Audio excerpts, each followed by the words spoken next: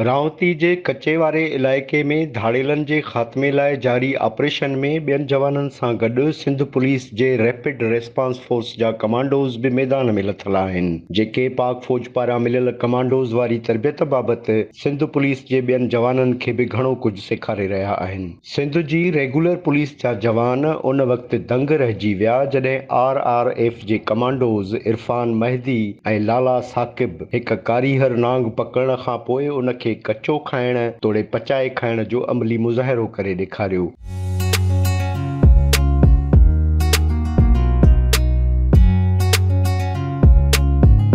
RFF जे commandos नांग खे मारण खां पोइ उन जी खल लाहे अंदरां निकिरंदड़ गोश्त ते मिर्च मसाला ऐं लीमे जो रस लॻायो त सभिनी अहलकारनि जे वात में पाणी अची वियो। RRF जे कमांडोज़ चयो त असां मुल्क जे दुश्मननि ऐं धाड़ेलनि खे बि ईअं लीमो हणी खाई वेंदासीं। जिस तरह इसको हम नींबू निचोड़ रहे हैं, इसी तरह इंशाल्लाह ताला जो हमारे मुल्क के दुश्मन है ना, उसी हमको इसी तरह उसके ऊपर मिर्च मसाला लगा के नींबू निचोड़ के उन्हें भी खा जाएंगे। रैपिड रेस्पॉन्स फोर्स जे कमांडोज़ ॿुधायो त हुननि खे जंगी हालतुनि में नांग बलाऊं खाइण जी तरबियत पाक आर्मी जे SSG कमांडोज़ पारां ॾिनी वई आहे। असेंबली में हम गए थे, ATS कोर्स हमने किया था, अल्हम्दुलिल्लाह हम ATS क्वालिफाइड हैं।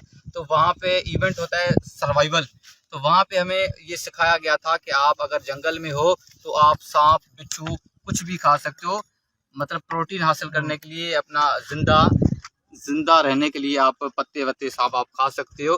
तो हम अभी भी सर्वाइव ही कर रहे हैं, तो अल्हम्दुलिल्लाह ATS ने हमें ये सिखाया है। तो ये सारी जो टेक्निक्स है पाकिस्तान SSG के ज़ेरे कमांड जो ये हमारी ट्रेनिंग हुई है। RRF कमांडोज़ जॾहिं मिर्च मसाला ऐं लीमो लॻल नांग जे गोश्त खे रोस्ट करे खाइण शुरू कयो त सिंध पुलिस जे ॿियनि जवाननि बि दिलि ॿधी पहिरियों भेरो नांग खाइण शुरू कयो।